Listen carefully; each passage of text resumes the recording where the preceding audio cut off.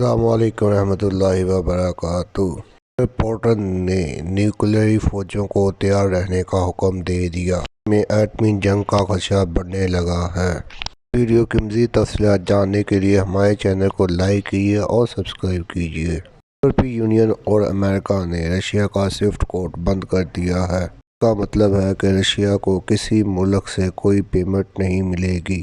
Code دراصل میں جب ایک بینک دوسرے بینک کے ساتھ کام کرنا چاہتا ہے تو ایک کوڈ کے ذریعے کام کرتا ہے۔ سوئفٹ کوڈ کہتے ہیں۔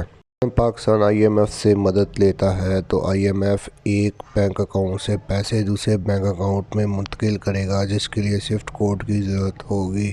اب رشیا نہ ہی کسی ملک کے ساتھ تجارت کر سکتا ہے اور نہ ہی کسی ملک سے پیسے لے سکتا ہے۔ دنیا میں اس وقت تقریباً 3500 کمپنیاں اس سے منسلک ہیں، جن میں 300 رشیا کی ہیں۔ امریکہ کے بعد سب سے زیادہ ٹرانزیکشن رشیا کی کمپنیوں کو ہوتی ہے۔ ساتھ ہی امریکہ اور یورپ نے رشیا پر یہ بھی پابندی لگا دی ہے کہ وہ اسپیس اسٹیشن پر کام نہیں کر سکتا۔ اسپیس اسٹیشن گرتا ہے تو اس کا ملبہ 50,000 ٹن ہوگا۔ رشیا نے انڈیا پر اسپیس اسٹیشن گرانے کی دھمکی دی ہے، جس سے چھوٹے ایٹم بم کے برابر تباہی ہوگی۔ اب نہ ہی یورپ رشیا سے گیس لے سکتا ہے اور نہ ہی اس کو کوئی چیز دے سکتا ہے، نہ ہی کسی قسم کی ایکسپورٹ امپورٹ ہوگی۔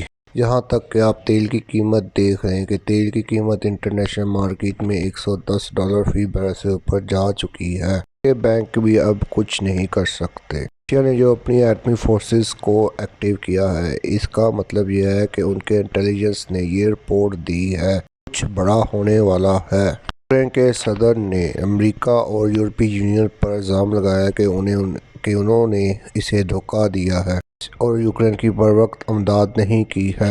امریکہ اور یورپی یونین پر اس قدر پریشر ہے کہ وہ رشیا کو جنگ جیتنے نہیں دینا چاہتے۔ اس کے لیے وہ کچھ نہ کچھ کریں گے اور اسی لیے انہوں نے رشیا کا سوئفٹ کوڈ بند کر دیا ہے۔ اگر رشیا یہ جنگ جیت گیا تو اس کا اگلا نشانہ یورپ ہوگا۔ ایشین بینک ایک دوسرے کے ساتھ ٹریڈ نہیں کر پائیں گے، ایک دوسرے کے ساتھ لین دین بھی نہیں کر سکیں گے، حتیٰ کہ وہ چائنا کے ساتھ بھی ٹریڈ نہیں کر سکیں گے۔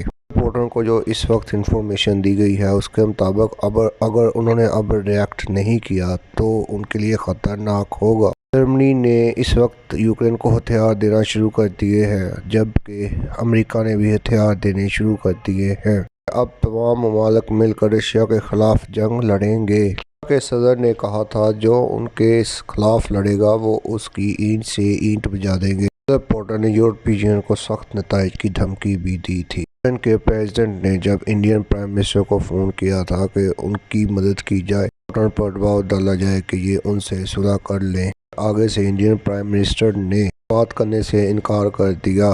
پوری دنیا اس وقت پریشان ہے کہ کیا کیا جائے۔ خود یورپ کو بھی سمجھ نہیں آ رہا کیا کیا جائے۔ پوری دنیا میں خوراک کی قیمتیں بڑھنے لگی ہیں۔ یوکرین خوراک کا بہت بڑا ایکسپورٹر تھا۔ اس کی اصل تباہی یورپ میں آئے گی، کیونکہ رشیا نے یورپ کو گیس سپلائی بند کر دی ہے۔ اس کے ساتھ ہی گیس کی قیمتیں اس وقت بڑھ چکی ہیں۔ چونکہ سپلائی زیادہ ہے اور گیس کم ہے، اسی لیے اس کی قیمتیں ڈبل ہو رہی ہیں۔ تیل کی قیمت بھی بڑھ رہی ہے کہ رشیا نے اپنے تیل ایکسپورٹ بند کر دی ہے۔ یہ ہو سکتا ہے کہ اب ایران کو عالمی منڈی میں لے کر آئے، جس سے تیل کی قیمتوں میں کچھ کمی آئے، اور اس کے ساتھ ہی سعودی عرب پر امریکہ کا دباؤ بڑھتا جا رہا ہے وہ اپنی تیل کی استعداد کو بڑھائے، جبکہ سعودی عرب نے اپنی پروڈکشن پہلے سے کم کر دی ہے۔ ان سالوں سے سعودی عرب نے کچھ نہیں کمایا ہے۔ سعودی عرب بھی چاہتا ہے کہ وہ اب کچھ کمائے۔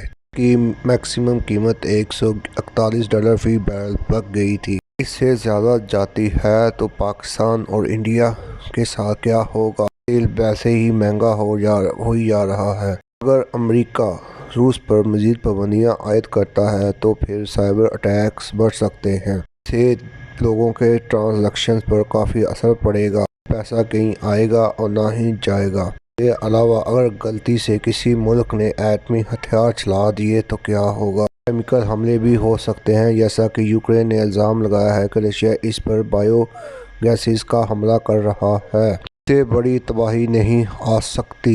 دنیا کے بڑے بڑے لیڈروں جیسے عمران خان کو چاہیے رشیا کے ساتھ مذاکرات کرے اور اس مسئلے کا کوئی حل نکالے۔ چینل کو لائک کیجیے، سبسکرائب کیجیے اور کمنٹ میں بتائیں کہ آپ کو یہ ویڈیو کیسی لگی۔